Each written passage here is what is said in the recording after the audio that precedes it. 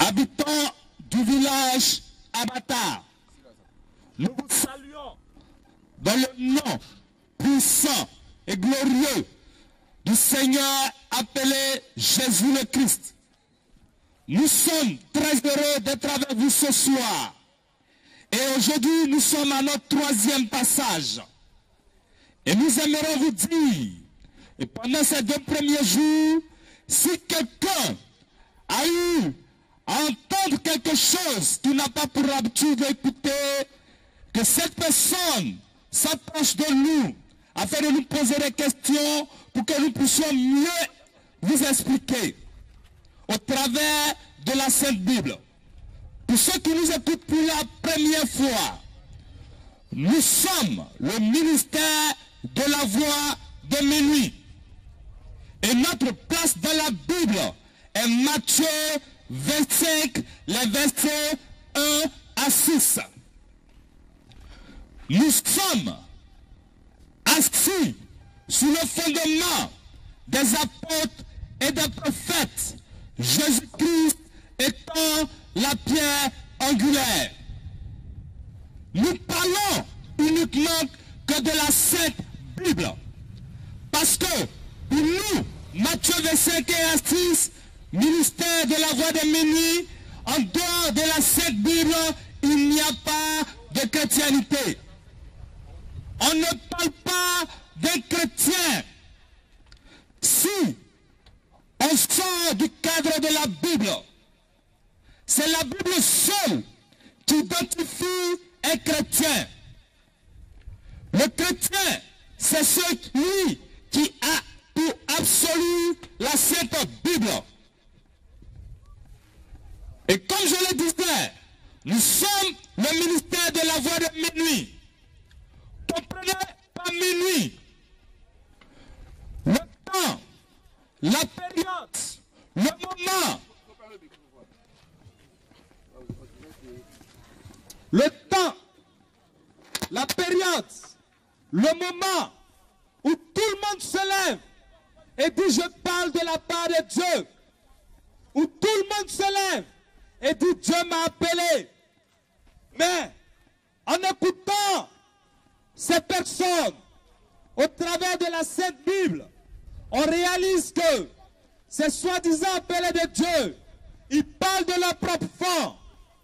Ils parlent selon leurs pensées humaines. Ils ne parlent pas de la Sainte Bible. Et ils créent des PMU, des PME. Et ils mettent le nom Église. Bien-aimés, faisons attention. Ayons les regards fixés dans la Sainte Bible. Parce qu'en dehors de la Bible, il n'y a pas de chrétienté.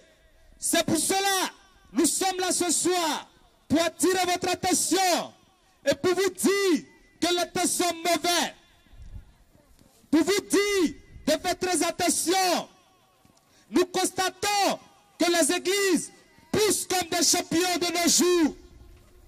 À chaque 100 mètres, à chaque 200 mètres, nous voyons des églises pousser. Et chacun avec sa doctrine. Chacun avec sa manière d'adorer. La question que nous nous posons, est-ce le même Dieu qui nous a appelés? À tel enseigne que nous avons des langages qui diffèrent d'un lieu de prière à un autre. À tel enseigne que la population d'Abata est troublée parce qu'elle ne sait plus qui dit vrai, qui dit faux. C'est pour cela que nous sommes là ce soir, pour vous éclairer, pour réveiller votre conscience, pour attirer votre attention sur les pratiques, sur les adorations, sur les œuvres que ces soi-disant hommes de Dieu manifestent, qui n'ont rien à voir avec la Sainte Bible. Rassurez-vous que la Bible nous ayant prévenu qu'il y aura des faux prophètes. Selon Matthieu 24, le verset 24, la Bible a été claire en nous disant qu'il y aura de faux prophètes qui viendront de ce monde. Mais comment se fait-il que jusqu'à ce jour, personne n'est venu se présenter comme étant un faux prophète. Alors la question que nous nous posons, la Bible a tellement dit, non, la Bible ne ment pas. Selon Jean 17, verset 17, la Bible est la vérité. La parole de Dieu est la vérité. Alors, et si jusqu'à 7 heures, personne n'est venu se présenter, oui, personne ne viendra se présenter. Alors, qu'est-ce qu'il faut faire? Il va falloir les identifier. Il va falloir les repérer. Mais pas avec vos pensées humaines. Avec la Sainte Bible. Si vous avez la Bible ouverte, vous allez les identifier. Vous allez comprendre que ce qu'ils disent, c'est tout simplement parce qu'ils veulent se faire de l'argent. C'est tout simplement parce qu'ils veulent assurer leur avenir terrestre. Et pour cela, ils seront obligés de vous donner la mort en disant faux, en prêchant leurs pensées humaines, en prêchant ce qu'ils ont envie de dire, en prêchant aussi ce que vous avez envie d'entendre. Oui, viens, tu vas avoir de l'argent. Viens, tu vas avoir travail. Viens, tu vas avoir mari. Bien-aimé, ce n'est pas de cela qu'il s'agit. Il s'agit de la vie après la mort. Il s'agit de la vie éternelle. Faisons très attention à ce dit. Parce que selon Romains 3,4, la Bible nous dit que tout homme est menteur. Il n'y a que Dieu seul qui dit la vérité. Lisons Romains 3,4 pour comprendre ce phénomène.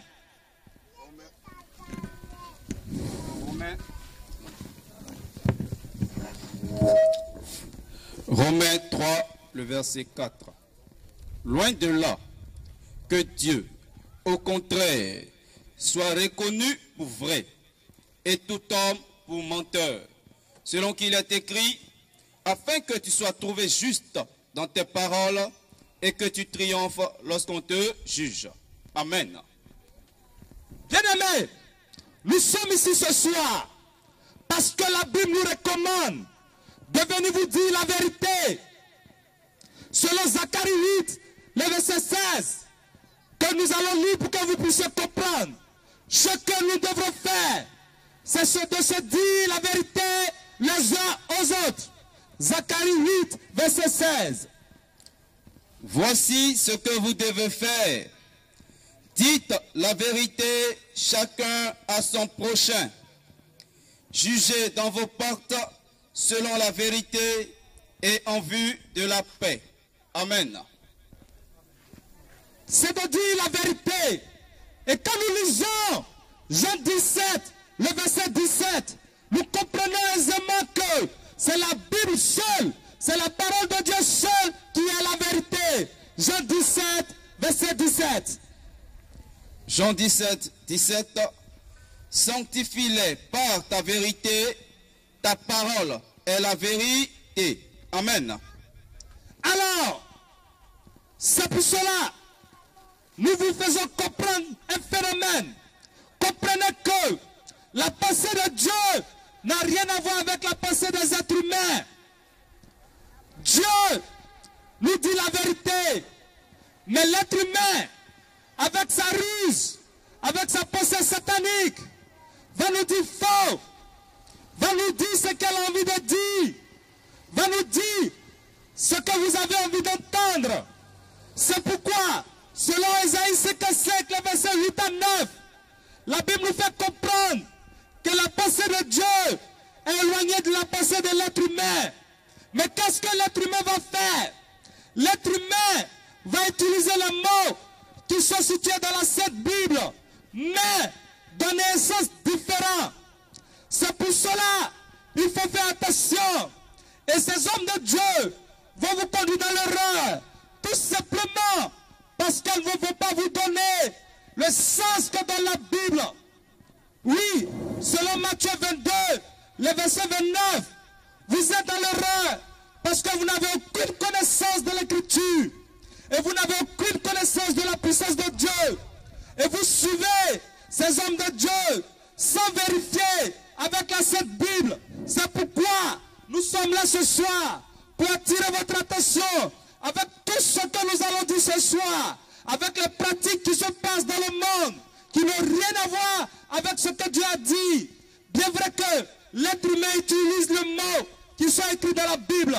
Allons-y avec Matthieu 22, verset 29. Matthieu 22, le verset 29. Jésus leur répondit, vous êtes dans l'erreur, parce que vous ne comprenez ni les Écritures, ni la puissance de Dieu. Amen. Amen.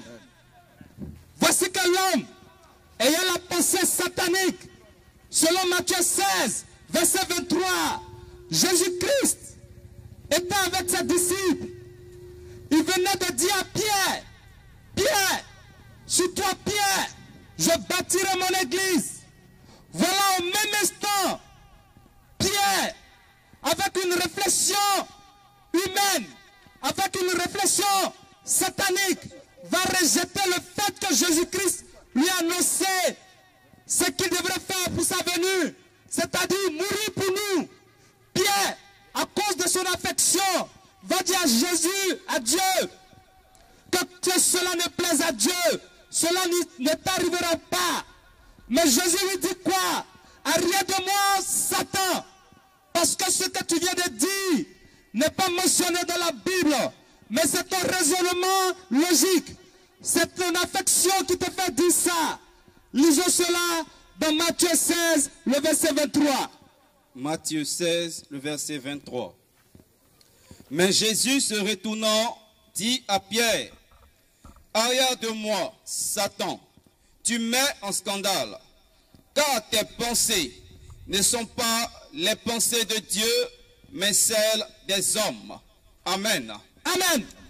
Parce que Pierre a eu la pensée de l'être humain, Jésus-Christ lui a dit, arrière de moi, Satan, parce que ce que tu viens de dire n'est pas écrit dans la Sainte Bible. Bien-aimés, rappelons-nous que selon Genèse 3, le verset 1, la Bible nous fait savoir que Satan, c'est l'animal le plus rusé des champs. C'est-à-dire, sur cette terre, si tu n'as pas l'Esprit de Dieu, Satan, par la ruse, par la subtilité, va te tromper, va t'envoyer à l'enfer à cause de la douceur, à cause de la beauté de son temple, à cause de l'élégance, à cause des pierres précieuses. Elle va vous séduire et vous envoyer à l'enfer. Bien-aimés, vous allez comprendre tout à l'heure le langage que les hommes de Dieu emploient l'habitude d'employer, mais en réalité, qui n'ont pas de sens selon la Sainte Bible. Qui n'ont pas de sens selon la Bible. Vous allez être choqués tout à l'heure quand la Bible va vous parler. C'est pour cela, je vais vous inviter à prendre de quoi noter ou d'enregistrer sur le fond ce que nous allons dire ce soir, pour plus tard vérifier avec la Bible ouverte, non pas avec ce que vous avez pour habitude d'entendre, non pas avec mon pasteur a dit, non pas avec ce que chez nous à l'église on dit, mais avec ce que la Bible dit. Parce que le langage du chrétien, c'est la Bible dit, la Bible dit, la Bible dit. Le chrétien ne dit pas, à mon avis, je pense que, à mon humble avis, je pense que, ici ça veut dire, non, c'est pas le langage du chrétien. Le chrétien dit, la Bible dit, la Bible dit, la Bible dit. Et le chrétien, c'est celui-là même qui condamne ce que la Bible a condamné. Le chrétien, c'est celui qui dit oui quand la Bible dit oui. Le chrétien, c'est celui qui dit non quand la Bible dit non. Même étant difficile, il faut accepter que la Bible accepte. C'est pourquoi ce soir, étant conscient que vous allez être choqués, nous vous disons de ne pas rejeter tant que vous n'avez pas vérifié avec la Sainte Bible. Bien-aimés, voici que l'être humain, avec sa pensée satanique, va donner un sens différent au mot église. Pour l'être humain, l'église, c'est le bâtiment. C'est pour cela, chaque dimanche, quand le chrétien se lève, je m'en vais à l'église. Je m'en vais à l'église. Tout simplement parce qu'il va dans les quatre murs. Mais que dit la Bible? La Bible nous fait savoir que le chrétien, que l'église, c'est l'être humain vivant. Le chrétien, l'église, c'est l'être humain vivant. L'église, c'est pas un bâtiment. C'est pour cela, nous allons vérifier selon Matthieu 16, le verset 18, et vous allez comprendre. Et nous allons lire aussi Ephésiens 2, verset 22. Vous allez comprendre que le Seigneur Jésus-Christ lui-même, il a versé son sang pour son église. Comprenez que ce n'est pas pour un bâtiment qu'il a versé son sang. Alors, regardons la définition que le Seigneur Jésus donne au mot église. Matthieu 16, le verset 18. Et moi, je te dis que tu es Pierre, et sur cette pierre, je bâtirai mon église, et que les portes du séjour des morts ne pourront point contre elle. Je te donnerai les clés du royaume des cieux. Ce que tu liras sur la terre sera lié dans les cieux, et ce que tu délieras sur la terre sera délié dans les cieux. Amen. Amen. Amen. Et nous allons remarquer Ephésiens 2, verset 22. Ephésiens 2, 22. En lui, vous êtes aussi édifiés pour être une habitation de Dieu en esprit. Amen. Amen. Voici que l'être humain, toujours dans la même logique, dans son même raisonnement, il va se faire appeler président fondateur d'église. Tout simplement parce qu'il a eu les moyens pour construire un bâtiment. Et c'est ce lieu qu'il appelle église. Donc, comme c'est lui qui a construit, il dit qu'il est le président fondateur. Mais que nous dit la Bible? Selon la Sainte Bible, qui est le chef de l'église? La Bible a été claire en nous disant que c'est le Seigneur Jésus-Christ qui a été le chef de l'église. C'est pour cela nous allons lire Ephésiens 2, le verset 19 à 20. Colossiens Colossiens 1, verset 17 à 18 aussi. Colossiens 1, 17 à 18. Il est avant toute chose, et toute chose subsiste en lui. Il est la tête du corps de l'Église. Il est le commencement, le premier-né d'entre les morts, afin d'être en tout le premier. Amen. Amen. Amen. Ephésiens 1, verset 22 aussi. Lisons. Ephésiens 1, 22. Il a tout mis sous ses pieds. Il l'a donné pour chef suprême à l'Église, qui est son corps, la plénitude de celui qui remplit tout en tous. Amen. Amen. Selon ces deux versets, nous réalisons que c'est le Seigneur Jésus le Christ qui est le chef de l'Église. Il n'y a personne d'autre qui est le chef de l'Église. Parce que l'Église était le corps humain vivant. Et non pas un bâtiment. Il n'y a que Jésus-Christ seul qui est le président fondateur.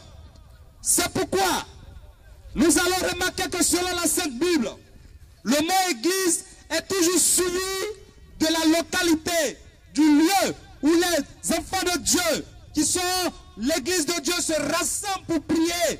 Ils forment l'église de ce lieu. C'est pourquoi quand nous parcourons la Bible, nous voyons église de Corinthe, église de Jérusalem, église de Thyatire, église d'Éphèse, de Laodicée. Tout ça, ce sont des lieux, des localités qui existent même jusqu'à présent. Mais comment se fait-il que l'homme donne des noms avec ajout? Église internationale 2, église miracle 2, église pentecôtiste, église 2. Pourquoi l'homme fait ça? Pourquoi? Nous vous disons la vérité. Vérifiez avec la Sainte Bible. Dans la Sainte Bible, vous n'allez jamais voir église avec un autre nom que le lieu. Toujours, l'être humain, avec sa pensée satanique, qu'est-ce qu'il va faire?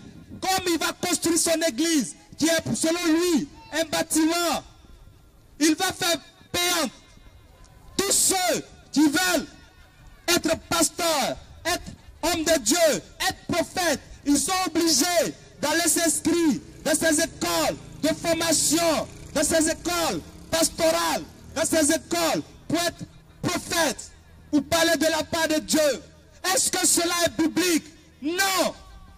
Quel est ce Dieu qui appelle un être humain qui n'est pas capable de le former et qui va l'envoyer chez un être humain pour le former afin qu'il parle de sa part? Bien-aimé, cela n'est pas biblique.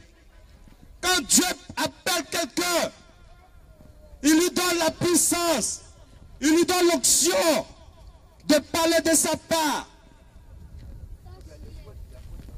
Oui, selon Jean 2, le verset 27, nous pouvons comprendre cela. Et nous allons voir dans la Sainte Bible quel a été le comportement de celui-là même qui a été le premier à créer une école pastorale, a été le premier à créer une école de sacrificateurs. Il s'appelle Jéroboam. C'est le premier qui a créé une école pastorale. Nous allons voir par la suite quelle a été la sanction que Dieu lui a donnée. Lisons 1 Roi 12, le verset 31 à 32. Et nous allons comprendre la sanction en lisant 1 Roi 13, le verset 33 à 34.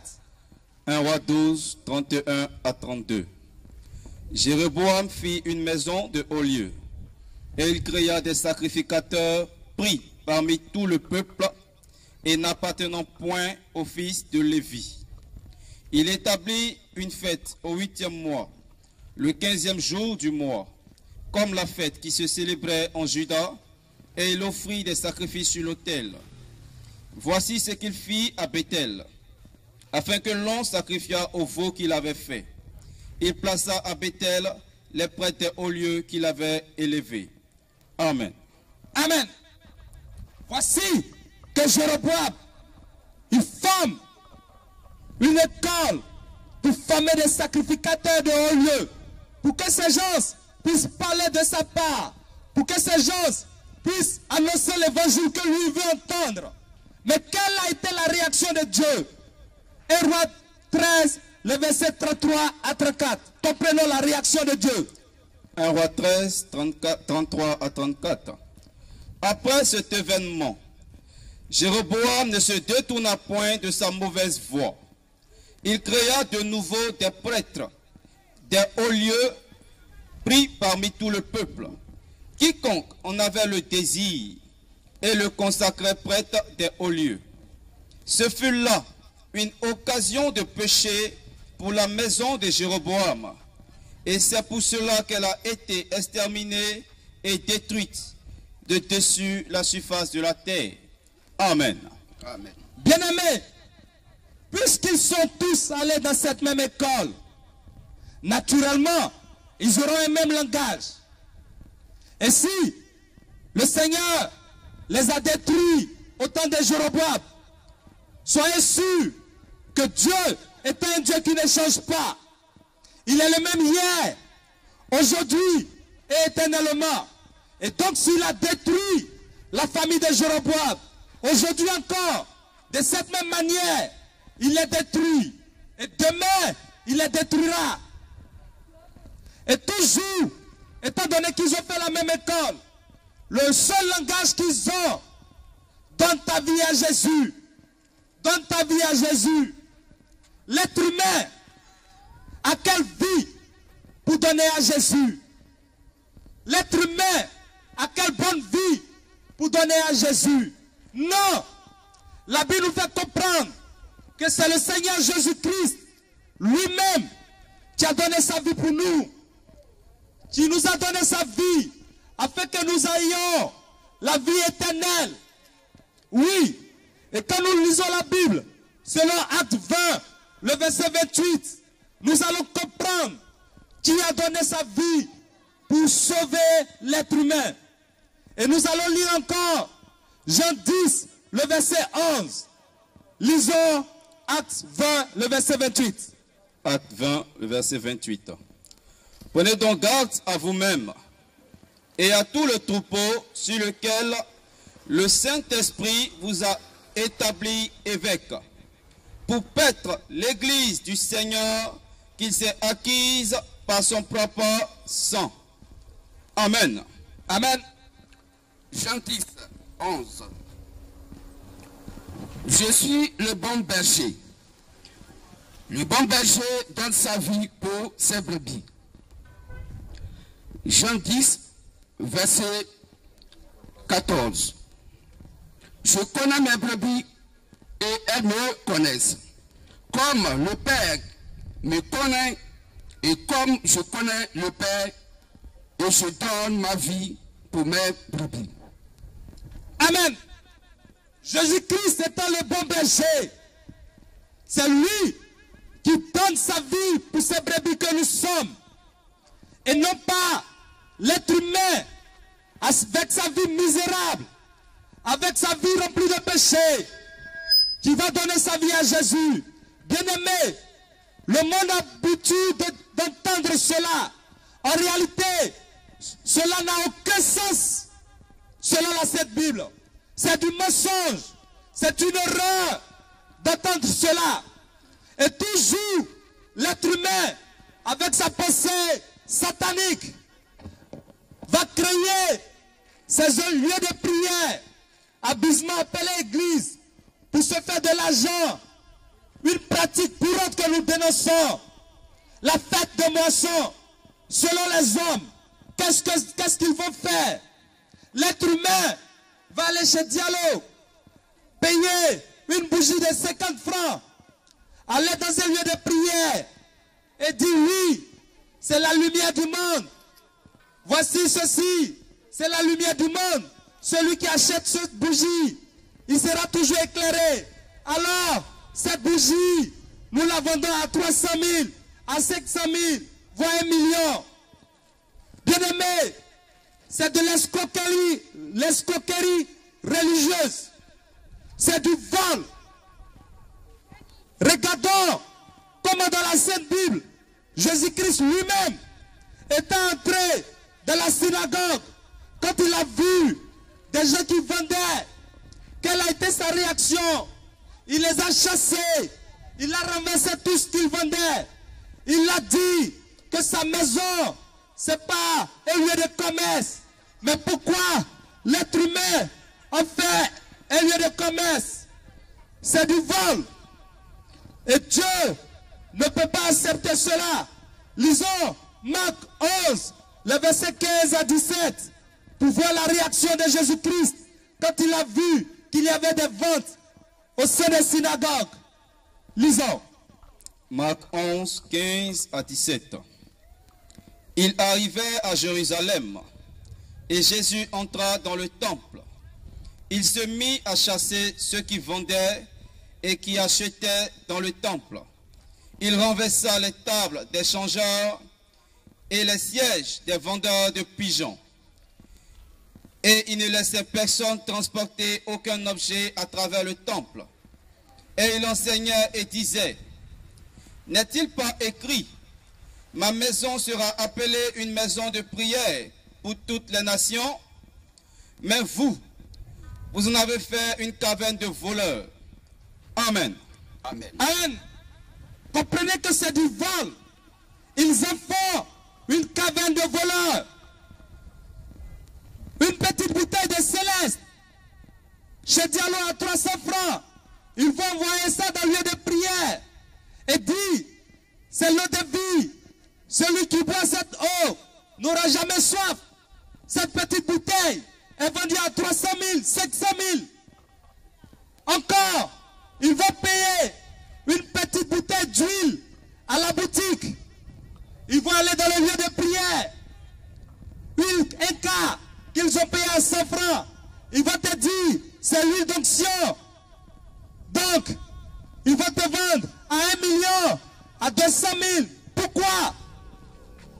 C'est du vol. C'est du vol. Encore une pratique. Vous allez comprendre. Puisque ils sont allés dans les lieux de formation, dans les écoles pastorales. Prenez que ce n'est pas gratuit. D'autres payent 2 millions, 5 millions, 10 millions, 15 millions.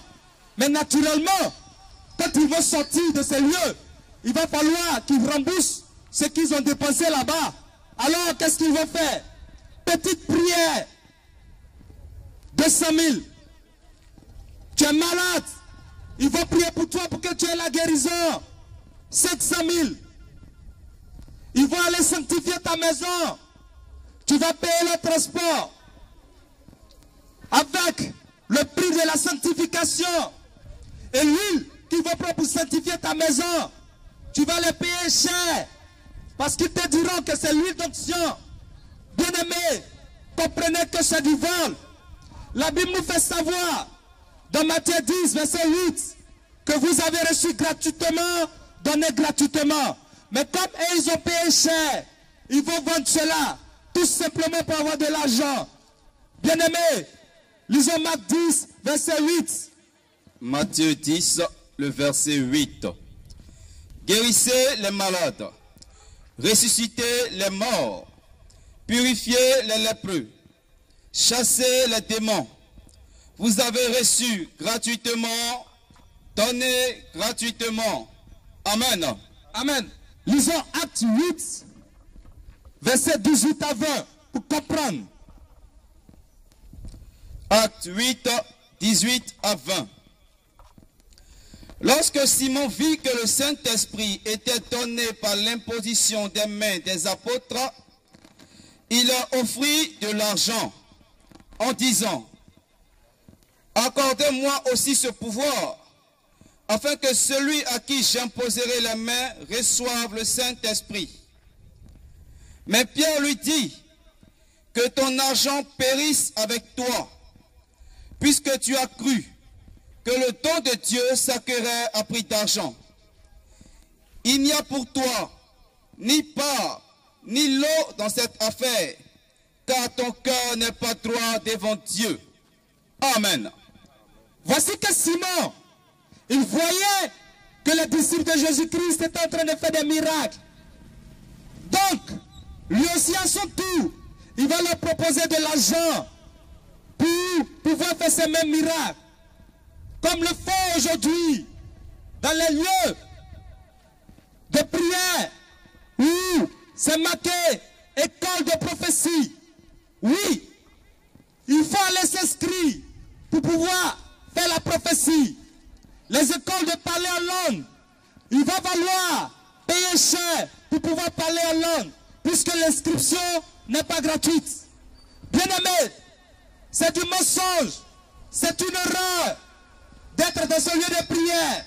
C'est pour cela nous sommes ici ce soir, pour vous dire la vérité, selon Jean 17, verset 17. Pour vous dire la vérité, comme nous le recommande Zacharie 8, verset 16. Nous sommes là pour vous montrer la parole de Dieu et vous montrer la puissance de Dieu. C'est pour cela nous ouvrons votre esprit afin que vous écoutiez la Bible au lieu de l'être humain. Comprenez que l'être humain, étant donné qu'il a créé son église, va se créer des lois en autorisant des pratiques que le Seigneur Jésus-Christ a interdit, telles que la prédication de la femme dans les lieux de prière. Nous voyons des femmes pasteurs de nos jours. Bien-aimés, la Bible interdit formellement à la femme d'enseigner sa parole. Oui, 1 Corinthiens 14, verset 33, 34 est clair là-dessus. 1 Timothée 2, verset 9 à 15 est clair là-dessus. On ne discute pas cela. Bien vrai que ça nous fait mal. Bien vrai que nous comprenons que la femme est éloquente. Mais comme Dieu a dit que c'est interdit, nous aussi, nous interdisons. Bien-aimés, lisons 1 Corinthiens 14, le verset 33 à 34, pour comprendre cela. 1 Corinthiens 14, 33 à 34. Car Dieu n'est pas un Dieu de désordre, mais de paix. Comme dans toutes les églises des saints, que les femmes se taisent dans les assemblées, car il ne leur a pas permis d'y parler, mais qu'elles soient soumises, selon que le dit aussi la loi. Amen. Amen. Et Timothée 2, verset 9 à 15.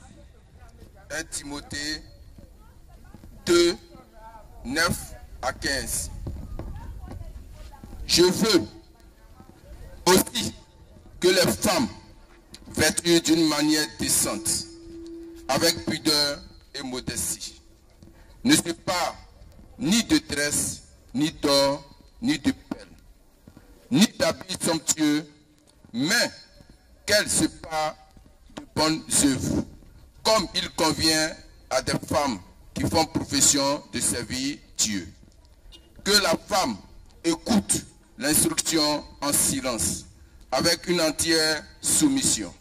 Je ne permets pas à la femme d'enseigner.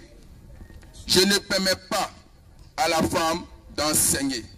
Je ne permets pas à la femme d'enseigner, ni de prendre de l'autorité sur l'homme. Mais elle doit demeurer dans le silence, car Adam a été formé le premier, Ève ensuite. Et ce n'est pas Adam qui a été séduit, c'est la femme qui, séduite, s'est rendue coupable de transgression. Elle sera néanmoins sauvée en devenant mère, si elle persévère avec modestie dans la foi, dans l'amour et dans la sainteté. Amen. Amen. Oui. Dieu ne permet pas à la femme d'enseigner dans l'église, ni de prendre de l'autorité sur l'homme. Jamais et jamais. Encore une pratique où les hommes de Dieu, avec leurs pensées mauvaises et sataniques, qu'est-ce qu'ils vont faire? Ils vont obliger la femme à porter des voiles qui représentent le foulard selon eux pour adorer Dieu.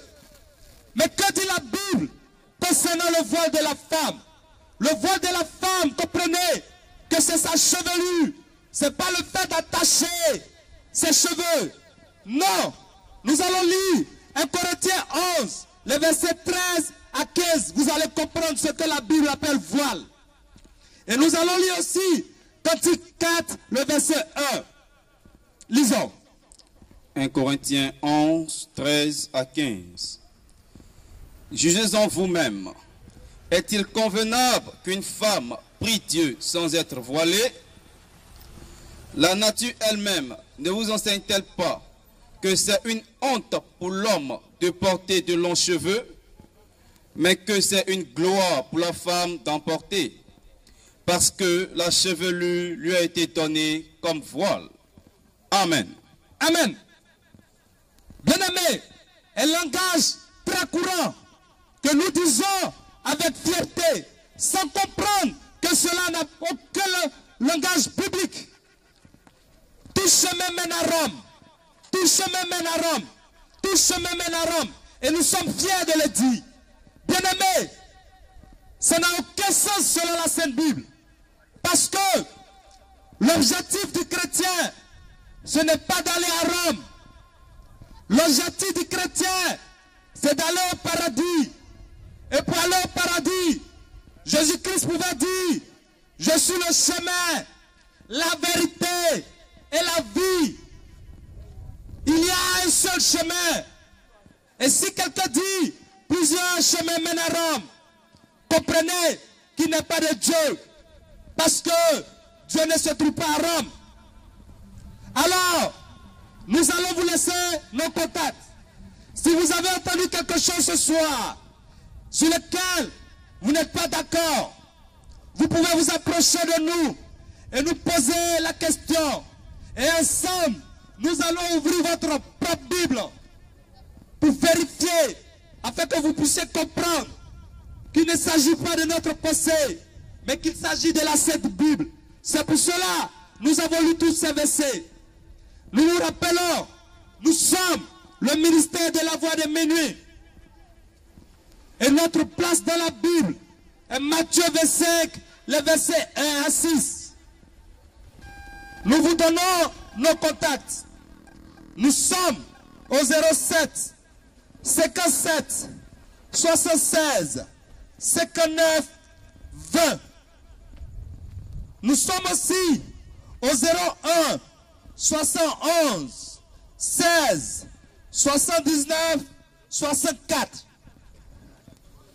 Nous sommes aussi au 07 49 20 70 20.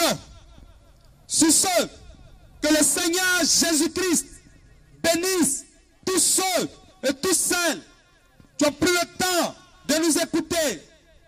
Tu as pris le temps de vérifier tout ce que nous avons dit. Soyez bénis et contactez-nous si vous avez des questions. Merci et Christ vous bénisse. Amen.